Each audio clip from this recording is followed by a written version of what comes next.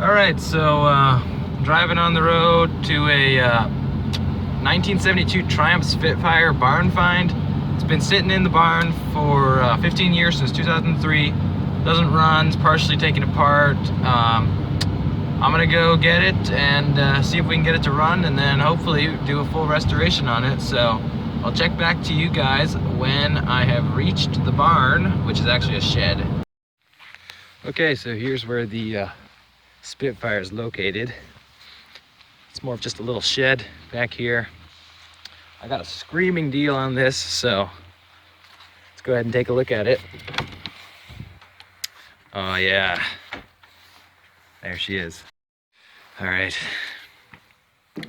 taking a look at it. You can see the interior is all in shambles. It's pretty rusty, but the frame is actually good. Got a spare transmission. Oh yeah. Oh yeah, there's the nice engine. This engine was rebuilt back in '96, but it hasn't run for, and you can let go. Hasn't run for, I think, a couple of years. Doesn't have a battery in it right now. I'll just throw one in quickly, and then we'll see if it starts. The guy said it didn't have any spark when he parked it. So probably need to do some work on the either the coil or the distributor. So I got the battery hooked up. We're gonna start by spraying some starter fluid into the carburetor and then just seeing if it starts. I doubt it will because he said he had no spark, but this is the first step. All right, let's spray a little bit of starter fluid in here. And I'll just jump the solenoid.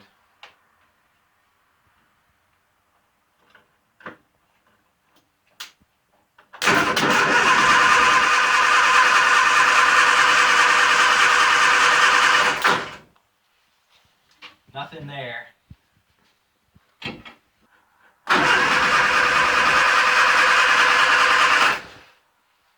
All right. I'm going to test for spark at the distributor now. Let me pull off the spark plug. We're going to test for spark at the distributor, or to see if it's getting through the distributor. So look in the gap there. Let's see what we got.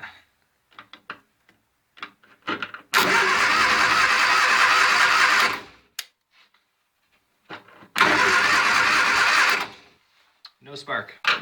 Okay, so we'll test for spark at the rotor here. The points are all filed. I've filed them. So let's see what we've got.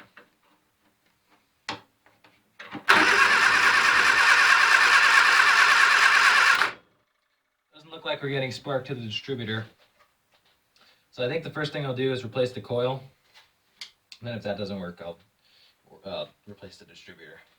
All right, so I'll come back another day with the coil, and we'll see if we can get it started then. This car was fully rebuilt in '96, and now it's already kind of rusting away, but the frame, as you can see, the frame is still super good. It's that black strip there. Hopefully this engine runs. The wiring's kind of a mess, as you can see on the interior, but we'll get her going.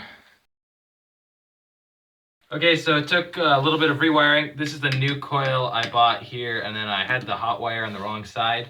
But now if you look right in here, right in this little gap, I'll turn the engine over and you'll see we have spark. There it is. It's very dim, but it's there.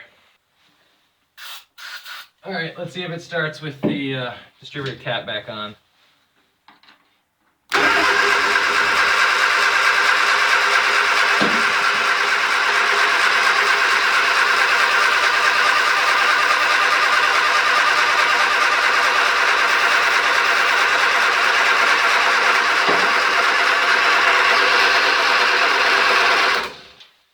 Not quite. All right, let me just do a little bit of work and we'll see what happens. All right, I filed the points again, and I am getting spark at the spark plug now, so let's see. There Here we go.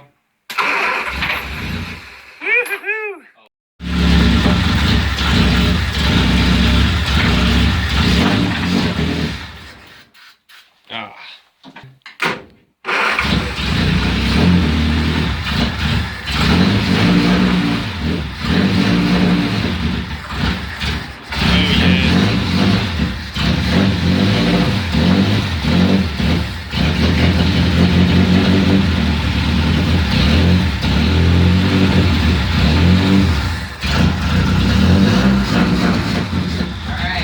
We're filling it up with gas to see if it will run off of the gas from the gas tank. The gas tank was empty, so I hope we don't have to clean it. See if the fuel pump still works though. Okay, so unfortunately it will not run off of its own gasoline because after I filled it up and then tried to have it run off itself, it wouldn't stay running, which I'll show you now. This is how I jumped the solenoid here. Oops, I forgot to turn the ignition on. Which is in here. All right. So it'll just die again. So we will pull the fuel line off the fuel pump, see if the fuel pump's bad or if it's clogged up in the tank back there. But it's coming along. All right, I'm headed home now. We got the Triumph to run, not by itself, but at least it was running. Needs a new fuel pump because that one wasn't working. So I'll get a new fuel pump, then it should be able to run by itself, and then we'll do some more work to it next week. So thanks for watching this video, and I hope you stay tuned for some more Triumph videos.